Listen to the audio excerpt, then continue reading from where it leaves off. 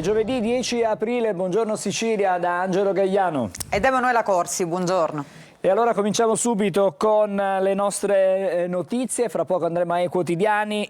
Un 64enne è stato arrestato perché accusato in concorso di sequestro di persona a scopo di estorsione avvenuto a Mussomeli nel 2023. Siamo in provincia di Caltanissetta. L'uomo che nel frattempo aveva trovato riparo in Inghilterra è stato fermato all'aeroporto Falcone Borsellino di Palermo. La misura cautelare scaturisce da un'indagine che è stata avviata dai carabinieri a seguito del sequestro di persona di un soggetto di nazionalità curda tenuto in ostaggio in una abitazione di Mussomeli e per la cui liberazione gli autori avevano richiesto ai familiari il pagamento di $500.000.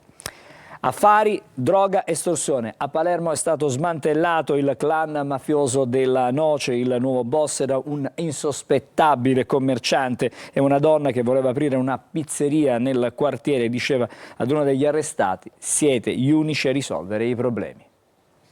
Tra la vecchia e nuova guardia non scorreva buon sangue, c'erano dissapori legati all'ordinamento mafioso. Sono tutte cose inutili, diceva Renzo Lonigro, uscito dal carcere e oggi riarrestato nell'operazione che ha smantellato il clan della Noce a Palermo. A comandare però era un insospettabile commerciante di scarpe, Giuseppe Romagnolo, che avrebbe avuto un ruolo di spicco nell'organizzazione mafiosa. Era lui il capo di uno dei mandamenti storici della città, quello della Noce. È uno spaccato sconfortante quello tracciato dalla direzione distrettuale antimafia di Palermo e sfociato nel blitz con 12 arresti nel mandamento palermitano. La mafia della Noce faceva soldi con droga, ma soprattutto pizzo. Gli operatori economici pagano in silenzio, alcuni si rivolgono ai boss per essere autorizzati all'apertura o per regolare la concorrenza. Sono i commercianti stessi che cercano la mafia per mettersi a posto. Dalle indagini è emersa la convivenza di una parte della popolazione che si rivolgeva ai boss per piccoli e grandi favori. Emblematico il caso di una donna che voleva aprire una pizzeria. Siete le uniche persone che riescono a risolvere tutti i problemi. Mi dispiace, ma è così, diceva l'aspirante ristoratrice. Ma tra i vecchi e i nuovi boss non c'era feeling. Non dare confidenza a quello, dicevano, non è buono. E poi ancora droga, come sempre, una cassa importante per Cosa Nostra. Emanuela, allora, subito i quotidiani, su quelli regionali, evidentemente sì. Questa è la notizia che campeggia già subito in testa. Sì, apertura di Repubblica Palermo che scrive in fila per chiedere il favore al boss mafia più affidabile dello Stato. Questa è la motivazione poi che dà ancora valore, che dà ancora importanza appunto ai mafiosi. Blitz con 11 arresti alla Noce, il clan cercato pure per aprire un negozio o dirimere una lite. La giudice alla cosca si rivolge una società frammentata e senza punti di riferimento, una società che appunto non riconosce lo Stato. E andiamo a vedere all'interno, quindi a pagina 2, il blitz della Noce, tutti in fila per chiedere appunto un favore al boss. Gli arresti sono 11, dicevamo, nell'operazione della polizia che ha colpito il clan. L'atto accusa della giudice Rosini, preoccupante degrado sociale, e qui vediamo a sinistra nella foto Giuseppe Romagnolo, capo del clan della Noce, con questo bacio simbolo. Vediamo anche sull'altra pagina. Il padrino si occupa di sfratti e la mafia della porta accanto l'analisi. Né vigili né poliziotti riescono a imporre le regole, dice Di Lello, così la gente va dal mafioso sperando che abbia ancora prestigio e potere. C'è qualcosa di antico, di arcaico in tutto questo. E poi vediamo lotta di potere sul traffico di droga, prepara il legno, la vecchia guardia contro i vertici del mandamento. Non dare confidenza a Giuseppe Romagnolo. Vediamo l'altro articolo.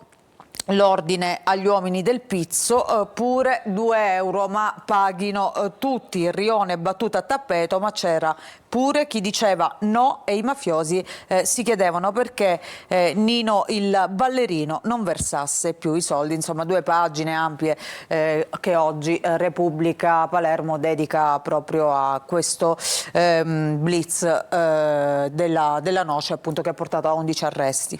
Grazie Emanuela, adesso torniamo all'aggressione subita da un arbitro durante una partita di calcio giovanile di Under 17, tra Under 17 la stangata del giudice sportivo è arrivata e si è abbattuta contro la Russo Calcio di Riposto. La squadra è stata esclusa dal campionato, chiaramente di riferimento per la prossima stagione. 10 calciatori squalificati, davvero una batosta, ma una decisione, diciamo, importante per non fare passare, è assolutamente che è importante invece non fare passare la violenza, ma è importante che in campo o comunque anche sugli spalti, comunque in generale nella vita di tutti i giorni ci debba essere rispetto delle regole e la violenza non serve. Sentiamo. Esclusione dal campionato allievi Under 17 per la prossima stagione. 7 calciatori esclusi da qualsiasi rango o categoria fino al 5 aprile del 2030. Altri 2 squalificati per lo stesso periodo e un altro per 3 anni.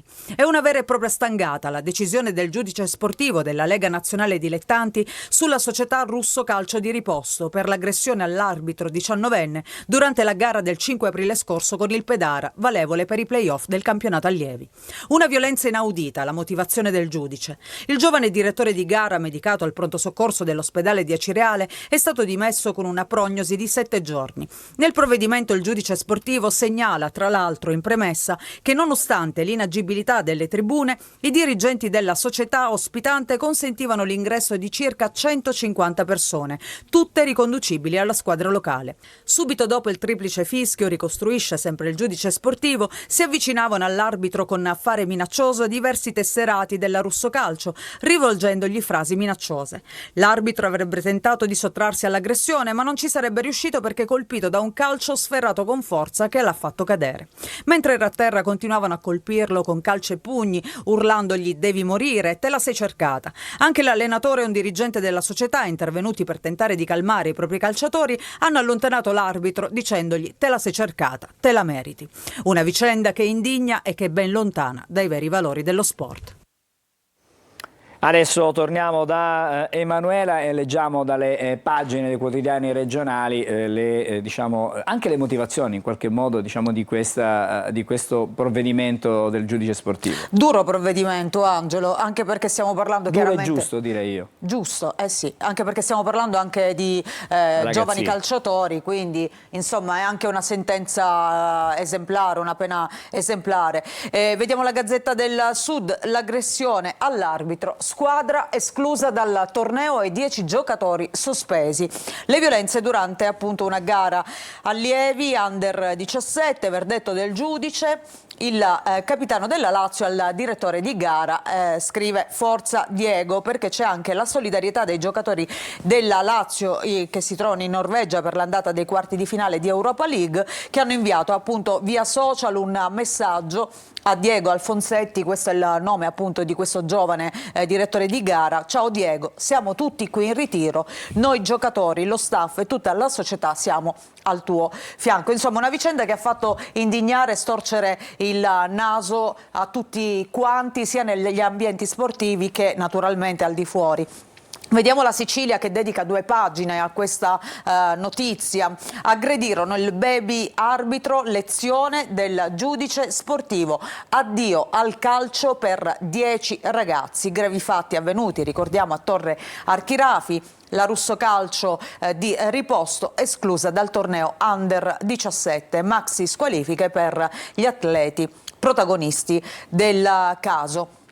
E poi ci sono le reazioni, mamme spaventate, i nostri ragazzi etichettati come mostri. Il presidente della società punita dice anni di lavoro e passione compromessi da un episodio deplorevole. Queste sono le parole di Pietro Romano, appunto il presidente della Russo Calcio. E ancora andiamo a vedere nell'altra pagina il difficile equilibrio tra afflizione e rieducazione, e ancora il il presidente federale Morgana, che dichiara serve una svolta culturale.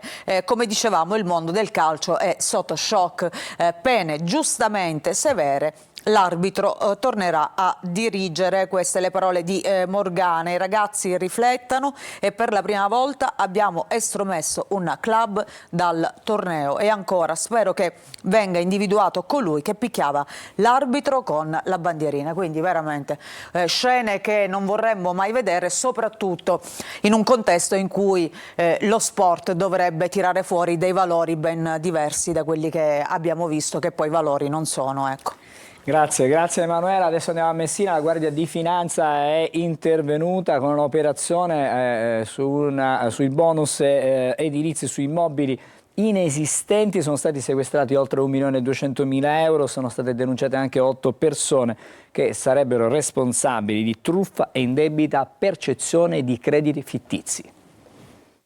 Truffa, indebita percezione di crediti fittizi, antiriciclaggio sono i reati contestati a 8 persone dal Comando Provinciale della Guardia di Finanza di Messina, che ha eseguito 2 distinte ordinanze cautelari su richiesta della Procura della Repubblica di Patti, che ha condotto le indagini e disposto anche il sequestro di oltre 1.200.000 euro, una somma frutto di una maxi truffa in materia di bonus edilizi perpetrata nella prima fase di erogazione delle agevolazioni fiscali, quando ancora non erano previste le figure degli asseveratori, dei tecnici abilitati, del visto di conformità sulla documentazione comprovante la sussistenza dei presupposti che davano diritto alla detrazione. I finanzieri di Sant'Agata Militello, Patti e Capodorlando, sotto la direzione della Procura della Repubblica di Patti, hanno individuato gli 8 soggetti che avevano generato direttamente dai rispettivi cassetti fiscali sul portale delle agenzie delle entrate crediti inesistenti a seguito di asseriti lavori di ristrutturazione edilizia, il bonus facciate, il sisma bonus, il bonus di ristrutturazione su immobili inesistenti o di proprietà di ignari soggetti.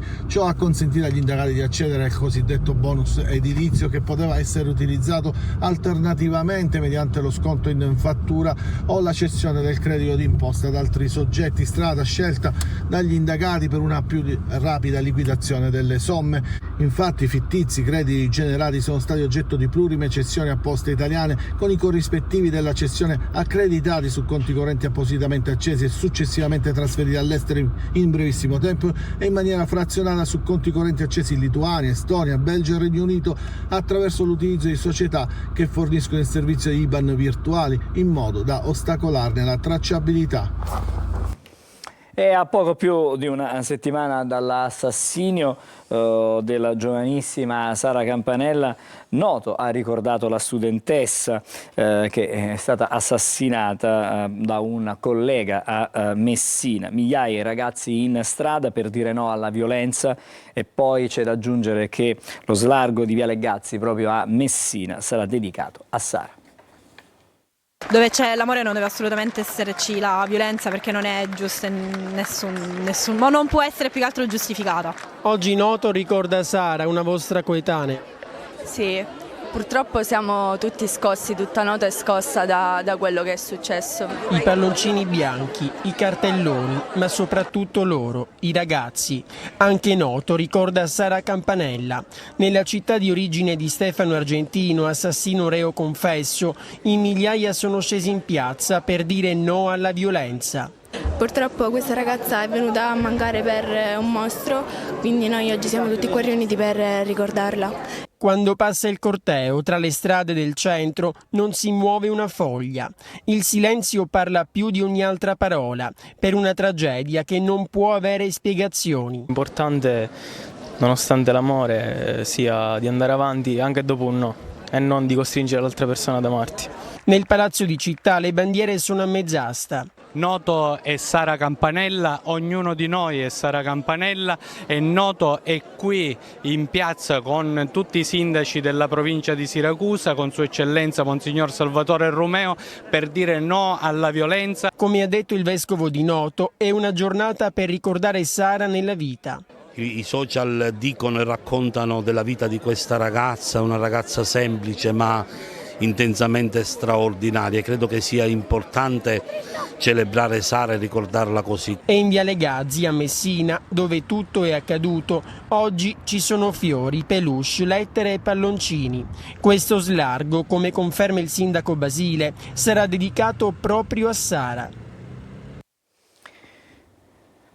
Emanuela, torno da te, vediamo i quotidiani regionali come hanno ricordato e hanno rivissuto questa giornata di ieri. Sì, la Gazzetta del Sud mette nel titolo le parole del vescovo di Noto. Intanto leggiamo: giovane universitario Cisa, costruiamo la cultura del rispetto. Queste le parole appunto del vescovo. La città Noto ha voluto sfilare in un corteo di silenzio. Centinaia di studenti hanno manifestato dolore e rabbia per questo ennesimo femminicidio, e qui vediamo appunto le foto della manifestazione di ieri. Ecco qui studenti e rappresentanti delle istituzioni insieme al corteo. Intanto Stefano Argentino, appunto autore dell'omicidio che ricordiamo si trova in carcere, ha revocato il mandato al legale nominato nei giorni scorsi, e ricordiamo che il primo legale di Argentino poi ha lasciato l'incarico, lui ne ha nominato un altro al quale però ha revocato l'incarico ieri. E poi il ministro Valditara che invita a Roma preside e mamma di Sara. Cetti Zaccaria, la mamma appunto di Sara Campanella, aveva detto: voglio entrare nelle scuole per raccontare mia figlia, aiutami. Questo è stato l'appello rivolta alla preside, la milazzese Lucia Scolaro, dirigente dell'istituto comprensivo Tusa Mistretta, poche ore dopo la tragedia appunto di Messina, e quindi è arrivato questo invito appunto da parte del ministro dell'istruzione nei confronti della dirigente scolastica e della mamma appunto di Sara Campanella, affinché nelle scuole si possa parlare di questi temi, si possano raccontare le testimonianze di chi purtroppo ha vissuto sulla propria pelle una tragedia di queste, per poter aiutare le nuove generazioni ad imparare la cultura del rispetto, soprattutto in amore. Ancora un servizio, crollo del tetto in una discoteca di Santo Domingo, c'è una catanese tra le vittime, si tratta di un 48enne che da 6 mesi lavorava nella Repubblica Dominicana come chef. C'è anche un catanese tra le vittime per il crollo del tetto della discoteca Jet Set a Santo Domingo. Luca Massimo Jemolo, di 48 anni, padre di 2 figli, da 6 mesi si era trasferito nella Repubblica Dominicana, dove lavorava come chef in un ristorante. Sui social fino a pochi giorni fa pubblicava foto e video del locale in cui lavorava. Luca Jemolo era tra i dispersi dopo l'incidente avvenuto nella notte tra domenica e lunedì. Il suo corpo è stato ritrovato dai soccorritori sotto le macerie. Il sabato eravamo nella stessa discoteca insieme, 48 ore prima. L'indomani io ero di riposo, il lunedì e lui il martedì. Io sono andato al lavoro il martedì mattina, i ragazzi mi dicevano che c'è stata una tragedia, che è molto probabile Luca, essendo che gli piaceva la salsa e merengue, ballare, molto probabile da lì. Ho verificato casa sua, non c'era, ho verificato alcune cose, non c'era, mi sono precipitato in quella discoteca e ho seguito tutta la procedura, visto un po' tutto il disastro che è successo, i corpi che estraevano dalle macerie uno a uno. Intanto si aggrava il bilancio delle vittime, che sale a 124. Lo riferisce il centro operativo di emergenza, mentre le squadre di soccorso proseguono le ricerche. L'incidente è avvenuto mentre si esibiva l'artista di merengue Ruby Perez, trovato morto. Nel paese sono stati dichiarati 3 giorni di lutto nazionale. Secondo Juan Manuel Mendez, direttore delle operazioni di emergenza, i soccorritori hanno tra le 24 e le 36 ore per trovare persone ancora in vita sotto le macerie. Adesso Emanuela chiudiamo la rassegna stampa regionale andando a vedere magari qualche altra prima pagina. Sì, vediamo intanto la prima pagina del Giornale di Sicilia con l'apertura appunto al clan della Noce, colpo alla cosca delle cose inutili, e poi omaggio a Piersanti Mattarella, passione politica e vita privata, documenti inediti e 200 foto del presidente che cambiò un'epoca. Vediamo la prima invece della Gazzetta del Sud. vediamo in alto ponte sullo stretto, il Consiglio dei Ministri, motivi imperativi di interesse pubblico. E ancora andiamo a vedere la prima pagina di Repubblica Palermo, abbiamo già visto l'apertura, ma vediamo anche questa notizia: sequestrate le bische di medici e avvocati. A Palermo cresce la febbre per i tornei illegali di poker Texas Hold'em. E ancora la prima pagina della Sicilia, con questa fotonotizia appunto dedicata al caso della squadra appunto della Russo Calcio. Calcio di rigore, il titolo di oggi: l'aggressione all'arbitro che ha sconcertato il mondo dello sport. Sì, con l'esclusione, lo ricordiamo, della società, della club, diciamo, sì, per la sessione che riguarda i campionati giovanili, soprattutto l'Under 17, in particolare l'Under 17. Adesso, Emanuela, fra poco torniamo da te per la lettura dei quotidiani nazionali, ma intanto, come ogni mattina, diamo il benvenuto alla Polizia Stradale, il compartimento della Sicilia orientale. Stamattina andiamo a Sant'Agata di Militello, ci colleghiamo con l'ispettore Filippo La Rosa. Buongiorno ispettore. Buongiorno direttore, buongiorno a tutti i telespettatori. Iniziamo con il segnalare una situazione di traffico congestionato sull'autostrada Catania-Palermo a causa di un complesso veicolare in panne nei pressi del chilometro 106 direzione Palermo. Siamo tra gli svincoli di Caltanissetta ed Enna. Le nostre pattuglie sono già sul posto per la risoluzione della problematica, tra l'altro caratterizzato già dalla presenza di un cantiere stradale con doppio senso di circolazione. Sullo stesso tratto persistono la chiusura dello svincolo di Enna in direzione Palermo, sia in ingresso che in uscita. L'uscita consigliata per raggiungere il centro ennese è lo svincolo di Mulinello di Taino. Sempre sulla stessa tratta, quindi sull'autostrada 19, segnaliamo la chiusura della rampa di immissione dello svincolo di Caltanissetta in direzione Catania. Ci spostiamo adesso sull'autostrada Messina-Catania, ove persistono i lavori nei pressi dello svincolo di Taormina e pertanto sino alle ore 24 del prossimo 12 aprile si segnala la chiusura in ingresso in direzione Catania, mentre fino a domani 11 aprile tra le ore 22 e le 6 rimarrà chiusa al traffico veicolare lo stesso svincolo, limitatamente però alla rampa in uscita in direzione Catania. A causa di un cantiere stradale si segnalano code nei pressi dello svincolo di Acireale in direzione Catania. Andiamo adesso sulla tangenziale di Catania, ove le consuete code per traffico intenso in direzione Siracusa e tra lo svincolo di San Gregorio e Catania Centro. Sull'autostrada Catania-Siracusa-Modica, nel tratto compreso tra Avola e Cassibile in direzione nord, persiste il divieto di transito ai mezzi pesanti con massa a pieno carico superiore a 7,5 tonnellate. Adesso il consueto consiglio degli amici della Polizia Stradale, visto l'approssimarsi della bella stagione, ricordiamo che dal 15 aprile dobbiamo mandare in vacanza i nostri pneumatici invernali e equipaggiare i veicoli con pneumatici estivi o 4 stagioni, rammentando agli automobilisti l'importanza del pneumatico, della sua efficienza, della pressione di gonfiaggio, perché il pneumatico ci consente di mantenere una corretta traiettoria del veicolo, soprattutto in curva, dà stabilità al veicolo ed efficacia alla frenata in caso di emergenza, nonché ci consente il pieno controllo del veicolo in situazioni di scarsa aderenza, quali fondo stradale sporco o condizioni atmosferiche avverse tipo pioggia, neve o grandine. Un saluto dal compartimento Polizia Stradale di Catania, buona strada a tutti.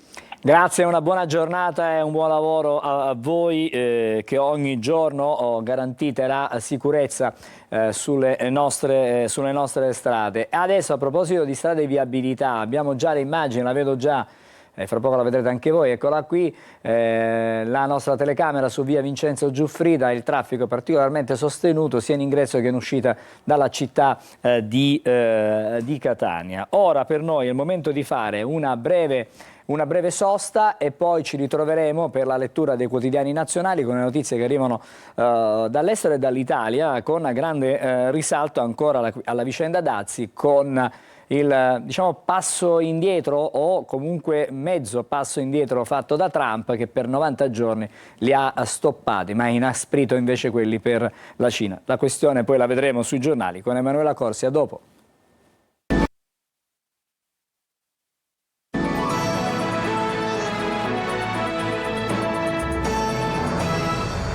Rientriamo in studio e adesso la rassegna stampa con i quotidiani nazionali. Emanuela Corsi.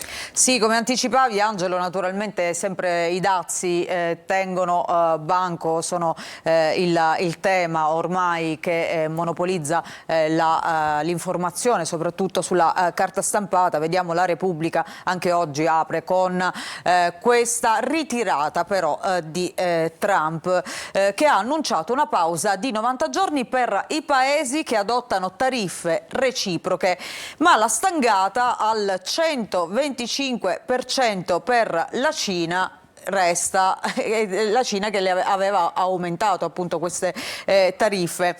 Vola intanto Wall Street, quindi le borse rispondono in maniera positiva a questo annuncio di Trump. Stamattina le borse asiatiche hanno fatto dei rimbalzi impressionanti, quindi diciamo che questa notizia in qualche modo ha fatto bene, e i futures, che sono praticamente le anticipazioni sulle borse anche europee, parlano di un più 7,7%. Quindi c'è stata una ripresa delle borse, ma tra l'altro Trump ha anche la sua teoria che insomma con una frase molto elegante ha praticamente riassunto quello che secondo lui è successo grazie alla sua politica commerciale. Comunque sollievo a Bruxelles, pronto lo stop quindi al bazooka, anche la risposta naturalmente dell'Europa.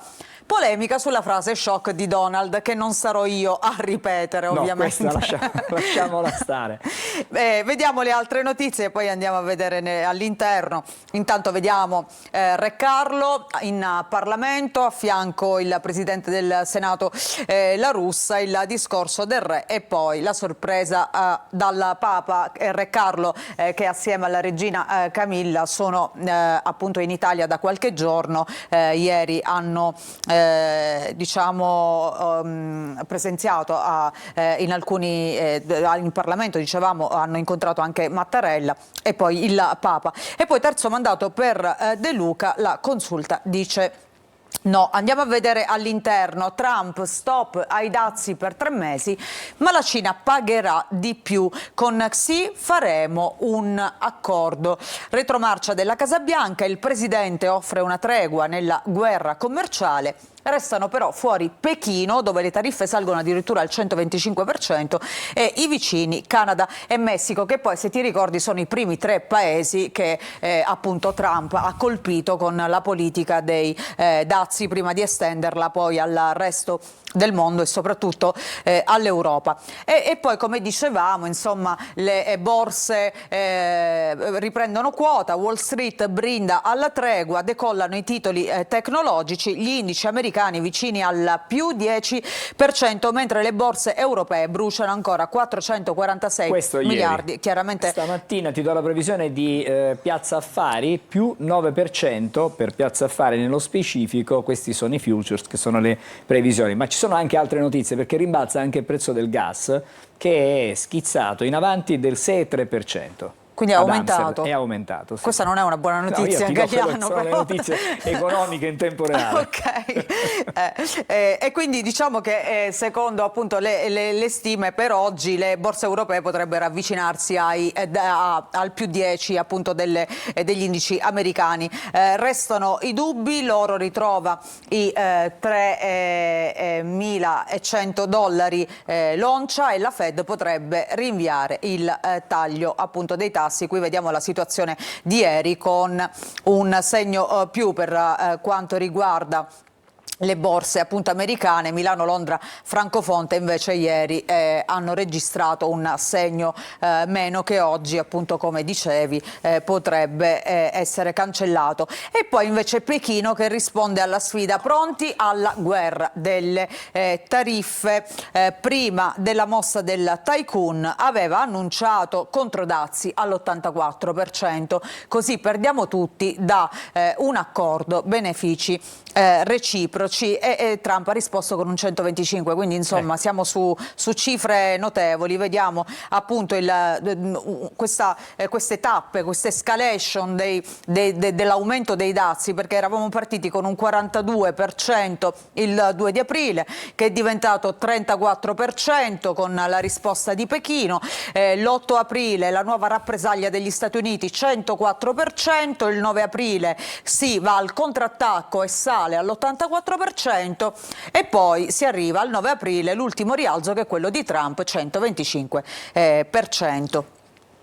Vediamo il Sole 24 Ore, Trump ci ripensa, dazi sospesi 90 giorni, ma li alza la Cina appunto e Wall Street vola. Ancora vediamo il Manifesto che scrive, titola oggi così, cul de sac, pausa immediata di 90 giorni ai super dazi mondiali. Trump non regge, il rogo dei mercati tocca i buoni del tesoro.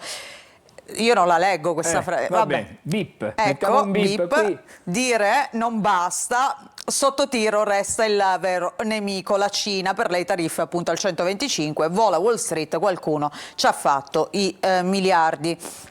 Il Giornale, Trump si arrende, Donald prima insulta chi chiedeva uno stop ai dazi, poi cambia idea e li sospende a tutti per 90 giorni tranne che alla Cina. Brinda Wall Street. Intanto la Meloni, che da tempo diceva insomma voglio andare in America, voglio andare a Washington per parlare appunto con Trump perché questa guerra commerciale non fa bene a nessuno, il 17 aprile appunto sarà alla Casa Bianca per trattare con il via libera dell'Europa. Tra l'altro una mossa, quella di Meloni, che non è piaciuta soprattutto ai francesi. Tra poco vedremo, intanto vediamo il titolo del Tempo, che rompi dazi, scrive il colpo di scena del presidente degli Stati Uniti, tariffe sospese in tutto il mondo per 3 mesi, solo Pechino resta sotto attacco. Il Corriere della Sera, Trump a sorpresa, tregua sui dazi. E poi ecco, andiamo a vedere all'interno appunto chi è l'unico paese che viene fortemente penalizzato in questo momento, la Cina, che però risponde con l'84% ma non chiude il dialogo, si cerca la sponda dei vicini. Pechino pubblica un libro bianco sui rapporti con l'America, il presidente interviene e prova a sedurre i paesi confinanti per un futuro condiviso. E poi tutte le frasi shock di Donald, questa sicuramente è la più forte, paesi in fila per baciarmi.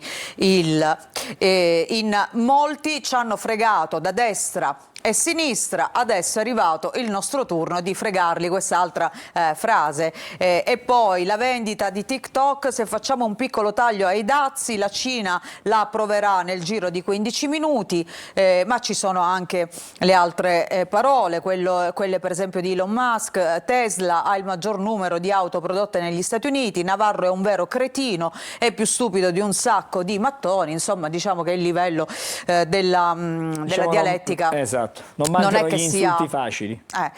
Ancora sempre Trump che dice l'Europa ha fatto fortuna alle nostre spalle, adesso vogliono parlare ma non c'è niente da dire a meno che non paghino un sacco di soldi. E ancora si può fare qualcosa che andava fatto decadi fa, non essere debole, non essere stupido, non essere un panican, il nuovo partito dei deboli e degli stupidi. Insomma queste appunto le frasi che ultimamente Trump si è lasciato sfuggire, possiamo dire così, rivolgendosi anche agli altri paesi, soprattutto all'Europa. Intanto l'Europa ne approfitta, vota i controdazi, sfruttare al meglio questi giorni. Solo l'Ungheria dice no, irritazione di Parigi appunto come vediamo per il viaggio di Meloni, poi però l'Eliseo frena. Ancora restiamo sul Corriere della Sera perché lasciamo perdere il tema dazi che abbiamo approfondito abbondantemente, invece parliamo della cronaca perché ci sono sempre delle storie di cronaca sulle quali ancora si continua ad indagare. Una di queste è il caso della morte di Chiara Poggi, il delitto di Garlasco che possiamo dire si è riaperto un nuovo filone di quello che sembrava un delitto già chiuso, cioè una vicenda già chiusa che aveva portato comunque alla condanna in terzo grado, ricordiamo, di Alberto Stasi, ma tutto potrebbe essere rimesso in discussione. Stasi, scontro sulla semilibertà. IPM no al super perito Giardina. Il procuratore generale contesta al detenuto l'ultima intervista in televisione. Lui ha rilasciato un'intervista alle Iene e questo pare che possa mettere a repentaglio proprio il regime. Libertà vigilata. Esattamente. La difesa però dice che è tutto regolare.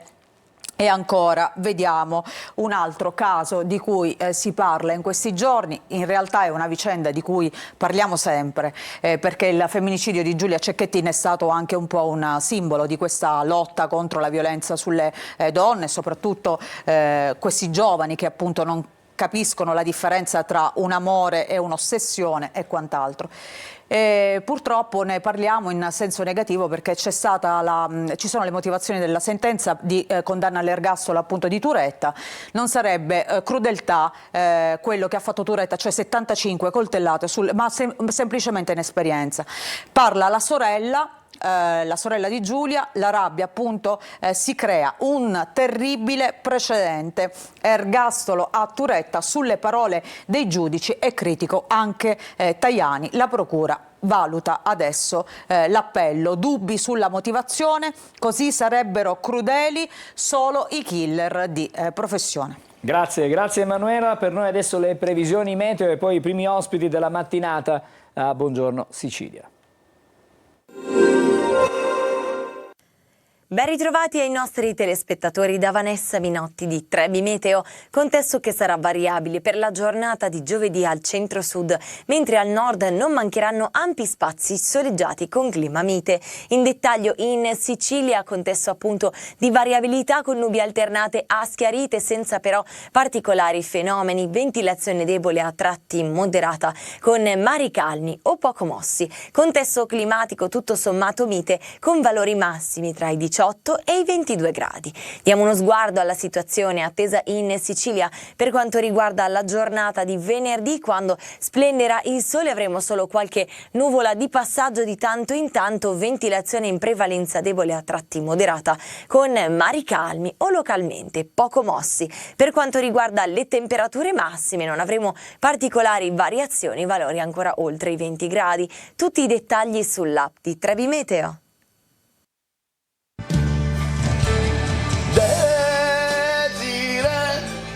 Ma quando cucini tu con me, Desiree, l'assaggio è l'immenso per me.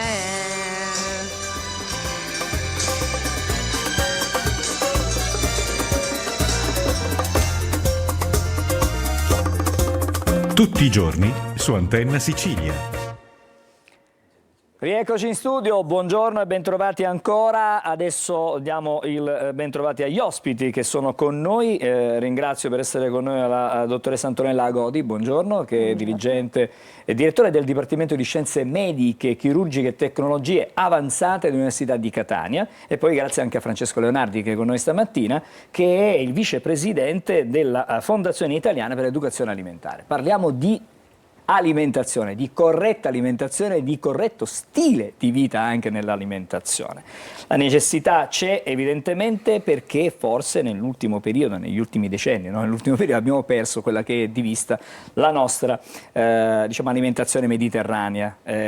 Vorrei cominciare con la professoressa Agodi perché ci saranno 2 giorni, si comincia domani, si andrà avanti sino a sabato, nel corso dei quali verrà poi presentato un report che è andato avanti per 2 anni, ha toccato il 2023-2024, un report che ha osservato, diciamo così, i bimbi, quelli più giovani, quelli anche delle scuole diciamo materne. Non le dico di anticipare qual è il risultato, però alla fine, tirando le somme, cosa possiamo dire di questo esperimento che è stato fatto? Allora, possiamo dire intanto che il progetto, che si chiama SOS Sicily Obesity Study, è proprio incentrato, anche diciamo l'acronimo SOS evoca l'allarme. C'è un allarme importante perché c'è un tasso di obesità infantile molto preoccupante, l'obesità infantile che in qualche modo è predittiva non soltanto di obesità nell'adolescente e nell'adulto, ma anche predittiva di un rischio aumentato di malattie cronico-degenerative. Quindi la prevenzione, noi appunto siamo diciamo proprio professionisti della prevenzione, mira a prevenire l'obesità infantile attraverso un intervento, quindi non si tratta soltanto di osservazione, ma di una implementazione di un vero e proprio intervento di prevenzione sui bambini. E aggiungo anche che si colloca precocemente, ma già l'obesità infantile che noi osserviamo è frutto di un problema precedente durante la gravidanza, i cosiddetti primi 1000 giorni di vita, che vanno dal concepimento al compimento del secondo anno di vita, che è quella finestra temporale in cui si instaura il potenziale di salute del soggetto, del bambino, dell'adulto che verrà. Adesso con il dottore Leonardi cerchiamo di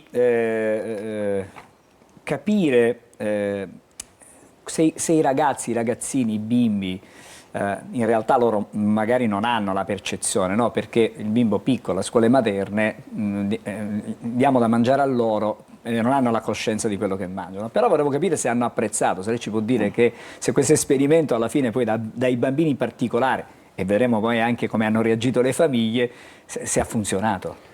Guardi, la letteratura ci dice che è un intervento difficile proprio per la fascia d'età di cui trattasi, e quindi era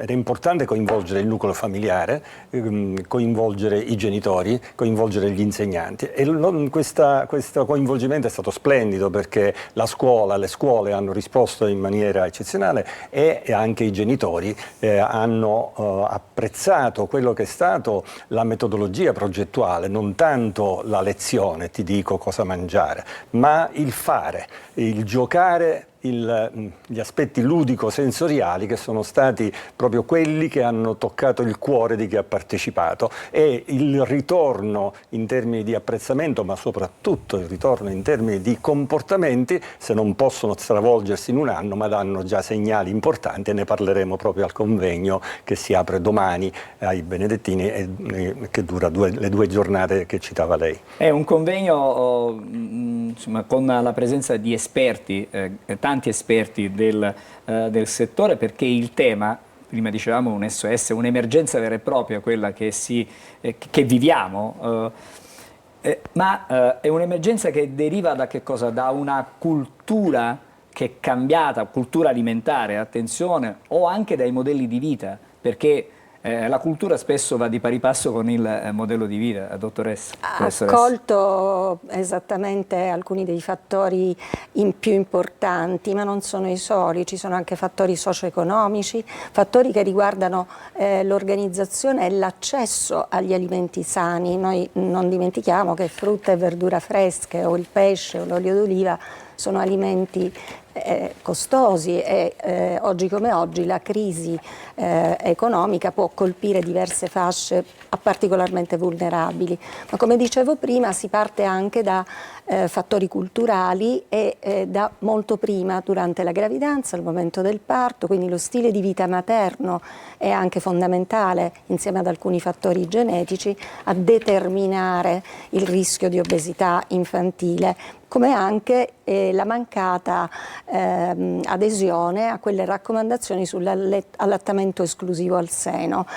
Questo è un intervento importante, quello di aumentare la consapevolezza e l'informazione sulla necessità di un allattamento esclusivo al seno che protegge dall'obesità infantile. E devo dire anche che il valore aggiunto del progetto è quello di avere coinvolto diverse istituzioni, quindi di avere di aver avuto un engagement almeno di 3 o 4 istituzioni che possiamo citare, che sono l'azienda Policlinico Universitaria di Catania, l'Università degli Studi di Catania, l'azienda ASP di Catania, in particolare il servizio SIAN, il servizio di igiene degli alimenti e della nutrizione dell'ASP di Catania, e la FEI, la Fondazione per l'Educazione Alimentare. Questo è un valore aggiunto perché c'è impegno politico, politica sanitaria, ma anche politica di ricerca, e c'è impegno istituzionale e c'è impegno nella prevenzione. Vorrei tornare di nuovo e approfondire un attimo qualcosa sul convegno, perché prevede 2 sessioni questi 2 giorni. 2 sessioni nel corso delle quali chiaramente ci sarà la possibilità di confrontarsi, abbiamo detto di leggere per bene questi numeri, che cosa esce fuori da questi numeri, possiamo capire, già possiamo intuire cosa viene fuori da questi numeri. Sì, il convegno è articolato sulla fotografia del storico dell'ultimo mezzo secolo, allorché dagli anni 40, periodo post-bellico, c'è stata una transizione socioculturale che ha sconvolto quello che erano gli stili, le abitudini di vita. Diciamo che l'Europa mediterranea si è impallidita rispetto a quello che era il fare, il vivere mediterraneo. Quindi è cambiato un sistema, è cambiato un modo di una cultura, e tutto ciò ha portato a dei comportamenti che sono non solo sull'aspetto solamente nutrizionale, ma la sedentarietà si accoppia alla grande con l'industrializzazione, con tutta una serie di abbandono di lavori che portavano a muoversi nel quotidiano, ha fatto sì che esploda l'obesità. Questo diventa un rischio non tanto e non solo per l'obesità in sé, ma perché l'obesità è contemporaneamente un fattore di rischio e patologia, una patologia che sta alla base delle malattie croniche non trasmissibili. L'obesità è una delle 3 cause dei tumori, di tutti i tumori ci sono 3 possibili cause e l'obesità è una delle cause, così come lavora male per le patologie cardiovascolari. Quindi è enormemente importante, guardando le varie fasce d'età dei bambini, 3, 2, 5 anni, 6, 11 anni e 11, 12, 19, la prima fascia 3, 6 e 6, 12 è quella che nella fase intermedia della crescita, se va in sovrappeso, forma un numero di cellule di tessuto adiposo notevolmente in più rispetto a quello che normalmente il bambino dovrebbe avere nella crescita. Quel numero non le potremo mai cambiare e sarà così sempre suscettibile, se il contesto in cui vive è obesogenico, si dice, ad essere un adulto obeso con complicanze. Quindi è fondamentale intervenire in quell'età. Abbiamo scelto con la professoressa Goti, con il SIAN, con la dottoressa Elena Alonso, abbiamo scelto proprio questa fascia di età, proprio mirando al momento in cui ancora l'obesità è un 7% dalla letteratura internazionale. Allora, mentre noi sappiamo che in Sicilia abbiamo numeri già più alti, e qui vogliamo intervenire per evitare che si abbia quella moltiplicazione delle cellule del tessuto adiposo che poi porterà al rischio di malattie tipo diabete, infarto, cancro, eccetera. Allora, sfatiamo quella che è un'immagine collettiva, che quando un bimbo è piuttosto in carnice, il ritratto della salute. No. Beh, direi che è un retaggio culturale, no? Si usciva dalla guerra, i miei nonni, oggi sono i bisnonni, avevano un enorme peso sulla loro vita, quello di aver vissuto la ristrettezza, quindi ci hanno cresciuti e noi di converso anche tendiamo ad avere una immagine florida.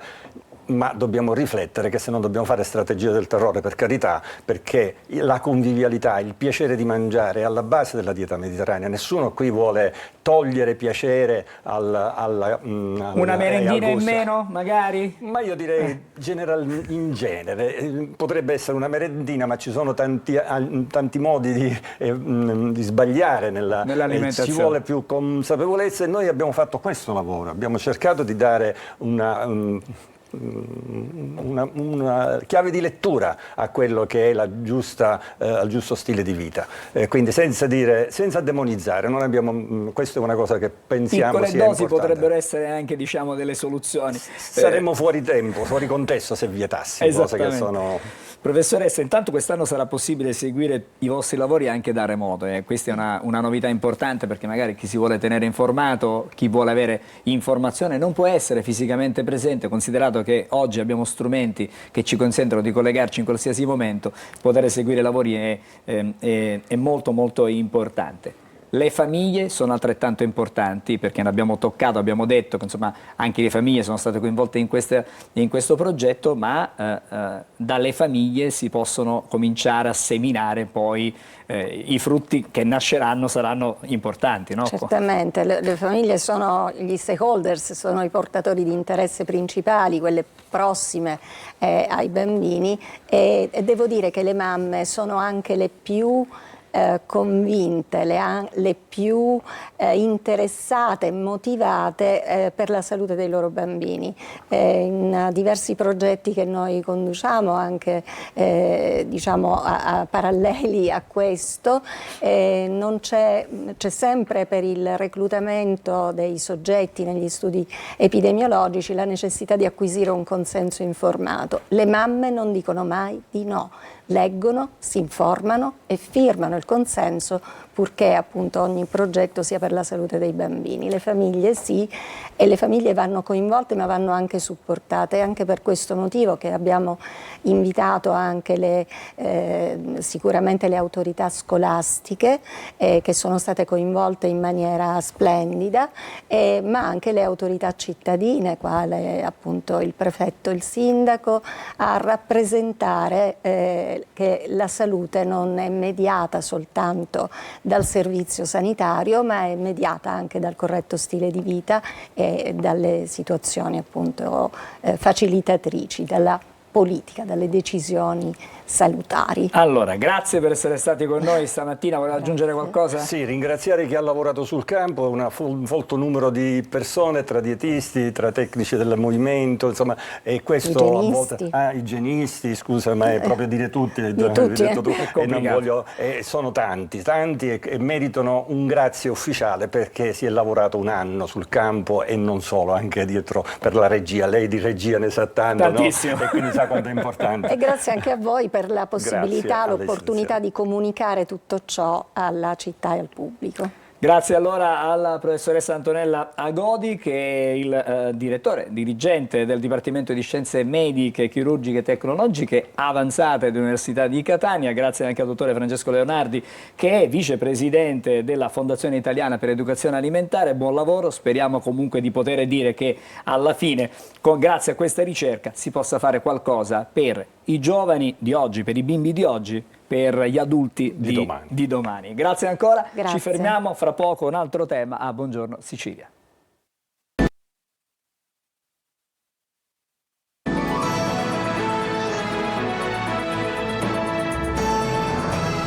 E allora di nuovo insieme a Buongiorno Sicilia, con me in studio Carmelo De Caudo, buongiorno. Buongiorno. È segretario generale della CGIL di Catania. Ci ritroviamo per tornare a parlare dei referendum, che ormai sono sempre più vicini, arriveranno a giugno. È incominciato quello che è la vostra campagna, diciamo, referendaria, con diverse iniziative che abbracciano, nel caso specifico, la città di Catania, ma abbracciano tutto il territorio, chiaramente italiano.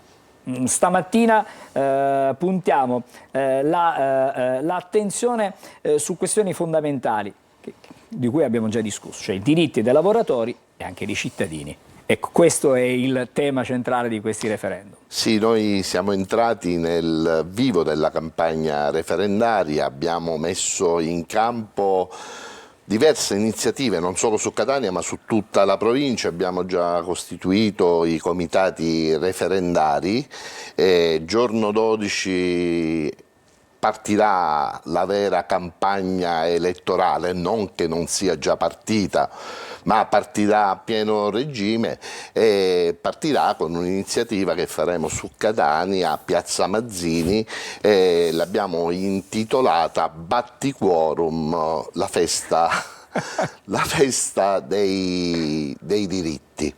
La festa dei diritti perché i quesiti vanno verso quella direzione, sarebbe a dire più diritti nel lavoro, più diritti di cittadinanza. I quesiti sono 5 quesiti importanti, uno che riguarda, come dicevo prima, la cittadinanza, riguarda tutte quelle persone che vivono in Italia, che praticamente lavorano, studiano, pagano le tasse e debbono attendere 10 anni per avere il diritto di cittadinanza. Noi con quel quesito lo riduciamo, qualora superiamo il quorum, a 5, e poi i 4 quesiti che riguardano il lavoro.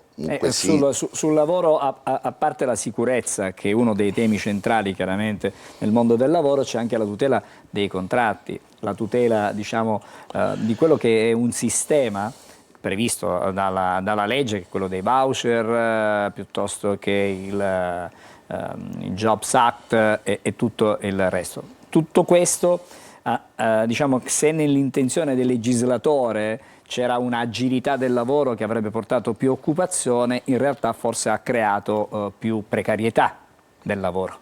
Ha creato più precarietà, sì, i quesiti sono 4, uno riguarda proprio, diciamo, cercare di regolarizzare ormai quella che è la giungla dei contratti, troppi contratti a tempo determinato, ormai sono saltate le causali. Una volta c'era una limitazione, potevi assumere a tempo determinato solo per alcune motivazioni, stagionalità, progetti o sostituzione maternità. Adesso praticamente è la quotidianità, pertanto noi chiediamo con quel quesito che vengano regolamentata la disciplina della contrattazione, e noi puntiamo sempre, diciamo, a quello che è il capocardine, il contratto a tempo indeterminato. Troppi contratti a termine, troppi contratti che poi oltretutto determinano non solo una precarietà nei giovani, pertanto i quesiti non riguardano solo i lavoratori ma anche il futuro dei nostri giovani, non solo i giovani, ma determinano pure una condizione economica che praticamente è sempre più, come dire, sempre peggiorativa nei confronti di chi si approccia nel mondo del lavoro. Questa vostra campagna ha una duplice finalità, che è quello intanto di fornire, diciamo, e dare maggiore consapevolezza su quelli che sono i temi del lavoro, e questo è il tema, ma l'altro spingere le istituzioni in qualche modo a intervenire. Ecco, diciamo, sì, c'è un binario duplice. C'è un duplice binario, chiediamo alle istituzioni di intervenire. È chiaro che i quesiti, ribadisco, sono tutti quesiti che guardano al mondo del lavoro. Infatti noi cosa chiediamo al governo nazionale? Di rimettere al centro, ma non solo al governo nazionale, a tutte le istituzioni, di rimettere al centro quello che riguarda il lavoro. In Italia non si sta parlando più di lavoro, pertanto quello che chiediamo noi con forza, e lo chiediamo da tempo, è quello che vogliamo determinare con questi quesiti referendari, di riappropriarci di quel termine che è il lavoro e di rimetterlo al centro, e rimetterlo al centro con dignità, tutele e ovviamente remunerazioni come è giusto che siano. Allora, ovviamente ci ha già anticipato che ci sarà un incontro, una manifestazione a Catania, ci saranno altre manifestazioni, altri momenti di aggregazione per diciamo, fare conoscere non solo i temi di cui stiamo parlando stamattina, cioè l'oggetto dei referendum, ma avere anche strumenti per poter poi fare delle valutazioni. Certo, ci saranno altri momenti, ci saranno momenti di confronto, non solo con la cittadinanza, anche con le istituzioni, a parte politica. Stiamo chiedendo a tutti di partecipare a questa campagna referendaria. È chiaro che il nostro obiettivo è quello di sensibilizzare tutti, sensibilizzare la cittadinanza, sensibilizzare le istituzioni, istituzioni, e quando parlo di istituzioni non mi riferisco solo alla parte politica, ma anche a quella che guarda, diciamo, il mondo del lavoro con attenzione, che in questo preciso momento, diciamo, non viene attenzionato come è giusto che sia. Quindi c'è una speranza di fondo che si possa intraprendere un percorso costruttivo per questi temi, per l'appunto. C'è una speranza di fondo, noi, ribadisco, puntiamo a superare il quorum del referendum, è chiaro che c'è una speranza di fondo perché noi crediamo che ci sono non solo le possibilità ma anche i buoni propositi per poter,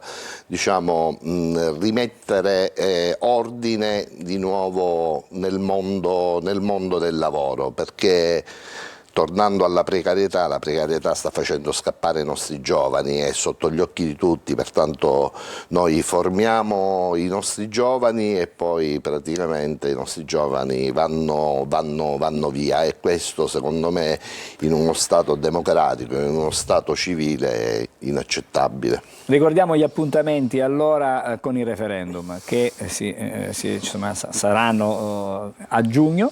8 e 9 giugno si andrà a votare. E quindi diciamo c'è tempo per avere conoscenza, per informarsi, per avere tutte le informazioni, e la CGIL ci ha pensato in largo anticipo, sta facendo nei prossimi giorni scatta la campagna elettorale, diciamo così, quella vera, quella vera, ma di fatto già è scattata, già siamo, diciamo, in movimento. Il comitato referendario, diciamo, già sta avviando a pieno regime, a breve verrà, diciamo, come dire, messa in piedi l'impalcatura che mette in campo una campagna referendaria come se fosse una campagna elettorale vera e propria, con una differenza, che qualora vincono il referendum il risultato sarà tangibile subito dopo la consultazione. Grazie. Grazie allora a Carmelo De Caudo, che è il segretario generale della CGIL di Catania. Torneremo a parlare certamente ancora dei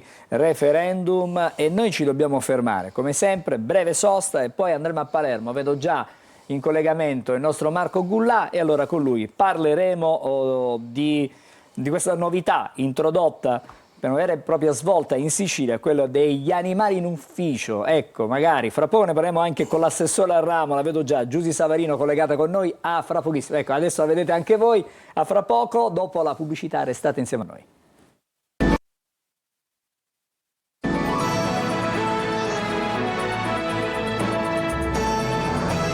Abbiamo già anticipato il tema di questo blocco di Buongiorno Sicilia. Vado da Marco Gullà. Buongiorno Marco, grazie per essere con noi, grazie anche e soprattutto all'ospite che è con te, Giusy Savarino, che è l'assessore regionale al territorio e all'ambiente. La sua è una vera e propria rivoluzione, diciamo così, perché gli animali domestici adesso potranno arrivare assieme ai propri padroni negli uffici e quindi cercheremo di capire che cosa succede. È una rivoluzione vera, Marco, a te?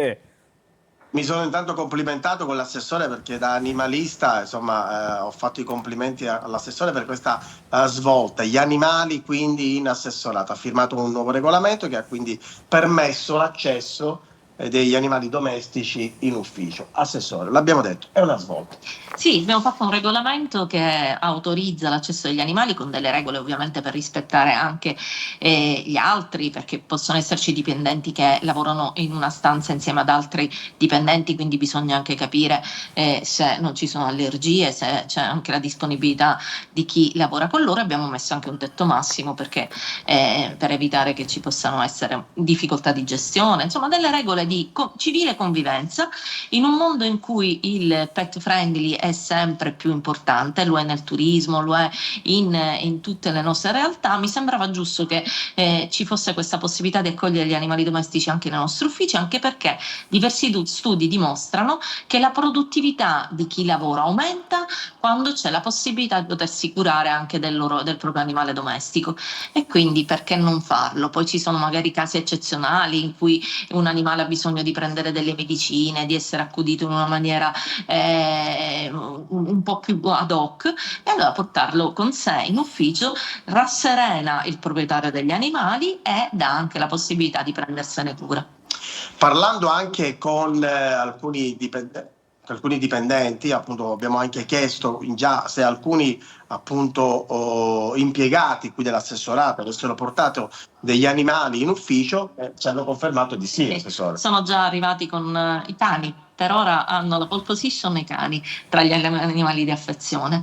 Noi siamo oltre 900 dipendenti presso l'assessorato territorio, ambiente e urbanistica. Spero che questo regolamento possa fare scuola ed essere adottato anche in altre realtà in cui è possibile farlo. Sì, volevo diceva chiedere, appunto Marco, scusami, Sì, solo una prego, curiosità. La Sicilia, diciamo, dove si colloca nel resto d'Italia per un regolamento del genere? Ci sono altre realtà dove già è stato, diciamo, introdotto? Beh, c'è un precedente illustre che è quello del presidente La Russa, che ha aperto il Senato agli animali domestici dei senatori e dei dipendenti del Senato. Sì, ma io dico nelle pubbliche amministrazioni, mi riferivo come enti pubblici molto più vicini al territorio, se che ne so, la provincia di Roma ha adottato un provvedimento di questo genere piuttosto che... Non lo sa, non è uno studio che abbiamo fatto, quello che invece noi abbiamo, quello che noi abbiamo preso anche ad esempio è stato questo del Senato, ma l'abbiamo calibrato sugli uffici nostri. Marco. È una svolta, Angelo, anche perché appunto parlando con l'assessore prima del collegamento dicevamo che anche il rendimento dell'impiegato aumenta in ovviamente positività grazie proprio alla compagnia dell'animale domestico. Sì, assolutamente sì, tantissimi studi lo dimostrano. Gli animali hanno un grandissimo valore antistress, è rassicurante, creano un clima più familiare, quindi il dipendente che riesce a portare il proprio animale anche al lavoro sicuramente aumenta la propria produttività. Assessore, lei lo porterà al lavoro? Io sì. L'ho già portato il primo giorno del regolamento, lo porto quando so che resta solo a casa e quando so che non ho riunioni troppo agitate, perché non vorrei che si alzi il suo livello di difesa nei miei confronti. Tra l'altro, Angelo, permetto ancora di fare una domanda all'assessore. Ci sono però gli stabilimenti balneari, c'è questa ovviamente un po' diciamo discordia, ce ne sono alcuni che danno accesso agli animali, altri no. Insomma, secondo lei si potrà trovare anche una sorta di svolta unanime per tutti gli stabilimenti, tutti i lidi balneari siciliani? Allora, adesso finalmente da quest'anno le nuove concessioni demaniali verranno date soltanto se dietro c'è una pianificazione, quindi c'è un PUDM, che è un piano dell'utilizzo del demanio marittimo adottato. Il piano dell'utilizzo del demanio marittimo prevede che in ogni città ci siano almeno uno stabilimento balneare che dia accesso agli animali. È chiaro che lì ci sono anche c'è un'attenzione ai livelli sanitari, a un controllo particolare, quindi ci sono delle aree dedicate, ma io sono molto sensibile su questo e quindi sto sensibilizzando non solo i balneari, ma anche gli enti gestori di riserve e parchi, per cui stiamo lavorando anche alla possibilità di accesso agli animali domestici presso riserve e parchi. Lì è un equilibrio particolare perché dobbiamo rispettare gli habitat naturali, quindi alcuni animali possono diventare invasivi per gli animali selvatici di quella zona, quindi dobbiamo stare attenti a calibrare il regolamento rispetto a questa criticità. Marco, Angelo, abbiamo ancora qualche minuto? Sì, abbiamo un minuto, una curiosità, anzi una precisazione, nel senso che non ci sono limiti di taglia per gli animali che vengono negli uffici, a condizione però che devono essere dotati di microchip e devono essere in regola con le vaccinazioni. Diciamo, sono delle regole importanti queste. Sì, vanno al guinzaglio e non possono essere lasciati liberi nelle aree comuni, insomma ci deve essere anche un rispetto per chi ha problemi di allergie, ha anche paura, insomma dobbiamo creare un sistema che agevoli la convivenza e che non crei dei disagi. Angelo, se abbiamo proprio 30 secondi, ne volevo proprio approfittare con l'assessore, ovviamente ci avviciniamo anche verso la stagione estiva. e partirà a breve anche la campagna antincendio. Sì, Cambiamo decisamente argomento. Con la nuova nostra dirigente del Corpo Forestale, che come sapete per la prima volta nella storia di Sicilia è una donna, la dottoressa Di Trapani, abbiamo già avviato tutte le procedure per aprire la nuova campagna antincendio, abbiamo già inviato la convenzione con i vigili del fuoco che daranno un supporto in alcune aree, e vi preannuncio che a breve inaugureremo insieme al Presidente Schifani la nuova control room. Si stanno attivando una serie di misure per cui adesso sarà più facile controllare il territorio e individuare i piromani, che sono dei delinquenti che mettono a rischio non solo le nostre bellezze naturali ma anche la vita delle persone, come abbiamo visto di recente. Il 98% degli incendi parte dalla mano criminale di un uomo. Ecco, noi stiamo attivando una serie di controlli anche innovativi, che ovviamente non vi sveleremo, se no perde l'effetto sorpresa per beccarli, per cui sarà più facile appunto colpire questi delinquenti. Di recente a Palermo c'è stata anche una condanna per un piromane. Adesso sì, abbiamo qualche piccolo problema in questo momento sul collegamento, allora direi che ci possiamo fermare qui con Marco Culà e con l'assessore Giusy Savarino, l'assessore regionale al territorio e anche all'ambiente, e poi riprenderemo magari a parlare della questione legata ai piromani, chiaramente anche durante i nostri telegiornali. Adesso ci sono le pillole di Almanacco, torniamo subito dopo con Marco Amato, che vedo già pronto in collegamento con noi, e fra poco sentiremo di cosa ci parlerà Marco. A dopo. La giornata mondiale dell'omeopatia segna l'anniversario della nascita di Samuel Hahnemann, pioniere della medicina omeopatica. Per commemorare questa giornata, l'Associazione Medica Italiana lancia Stiamo Bene Naturalmente, offrendo check-up gratuiti per promuovere un approccio alla salute che valorizza le difese naturali e sottolinea l'importanza di uno stile di vita sano e di una prevenzione consapevole. Ma anche la Luna ruota come la Terra? La risposta è sì. La Luna ruota attorno al proprio asse in senso antiorario, impiegando lo stesso tempo necessario per compiere un'orbita attorno alla Terra. Per questo ne vediamo sempre la stessa faccia. Al pari della Terra, che è sempre un lato in cui è giorno e uno in cui è notte, la Luna è sempre per metà illuminata, ma la parte visibile dalla Terra cambia con il moto del satellite.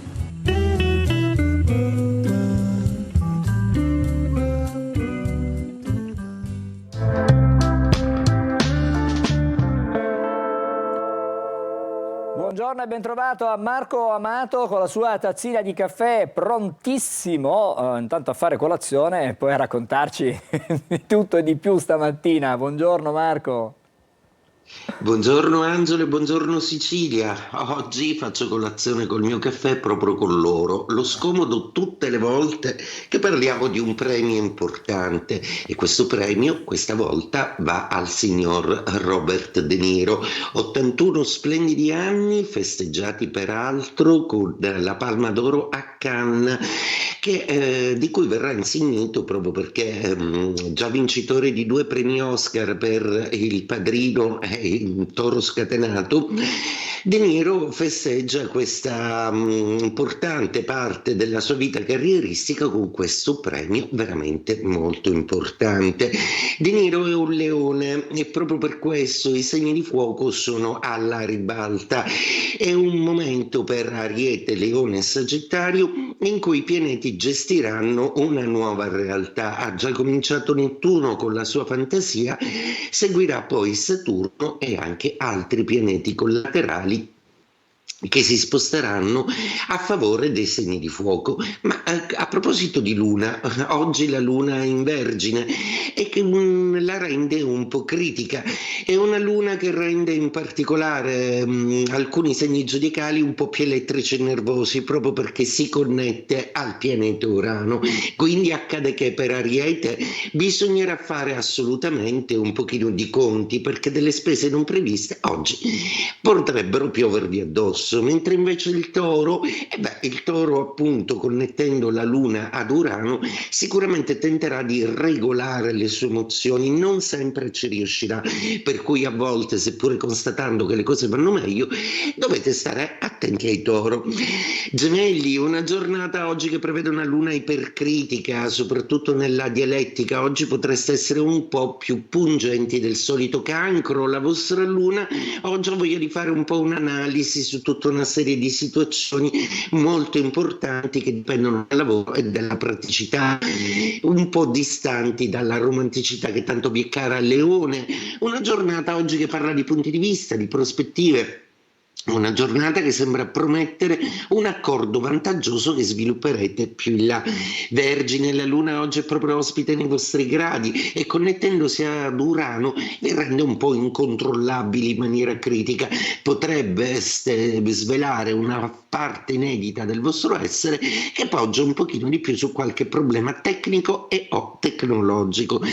Bilancia, una giornata oggi con una Luna un po' pensierosa, un po' intuitiva, ma che porta ad una ricognizione sentimentale e qualche nostalgia. Scorpione, oggi tenterete di trovare l'accordo tra gli amici, quindi cari Scorpione, oggi siete chiamati a essere un po' paceri di tutta una serie di situazioni che riguardano le dinamiche amicali. Sagittario, la Luna in Vergine è oggi di quadratura, per cui oggi l'umore potrebbe risentire un po' di un calo anche per voi ottimisti zodiacali. Capricorno, è un po' un ipercarico planetario per voi che fremete dalla voglia di agire, quindi cari Capricorno modulate un po' meglio la vostra azione.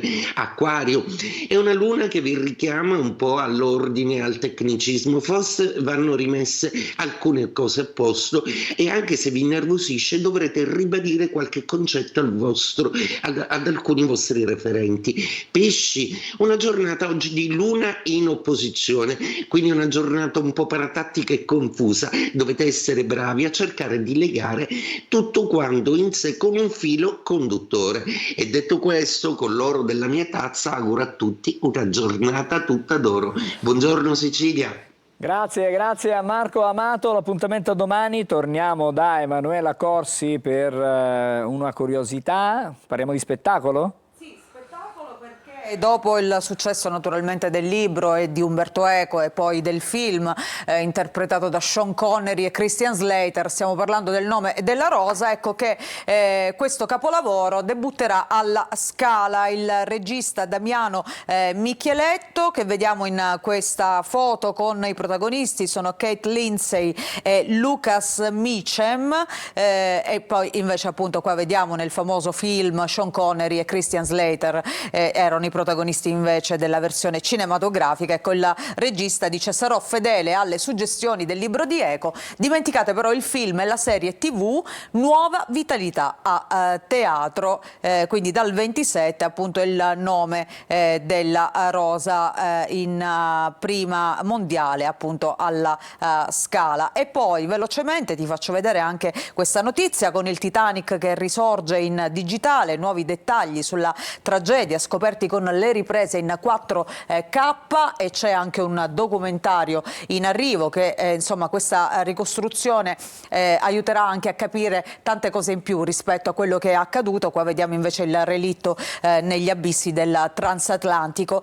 E ancora su questa pagina gli hacker pentiti che sono stati assunti dalla polizia postale contro i reati cibernetici, quindi hanno fatto il salto, sono passati dall'altra parte dei buoni. Sì, ma non è la prima volta che accade, è successo tante volte in America quando alcuni hacker hanno tentato di sfondare insomma alcuni siti tipo non lo so, quelli dell'intelligence, quelli quindi e poi sono stati assunti chiaramente perché erano troppo bravi per tenerli fuori.